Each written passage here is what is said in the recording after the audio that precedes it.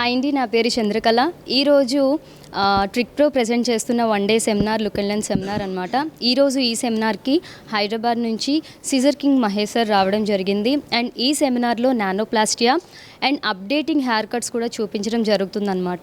ఈ సెమినార్కి విజయనగరం అండ్ శ్రీకాకుళం, వైజాగ్లో ఉన్న స్టూడెంట్స్ అండ్ పార్లర్ ఓనర్స్ కూడా రావడం జరిగింది.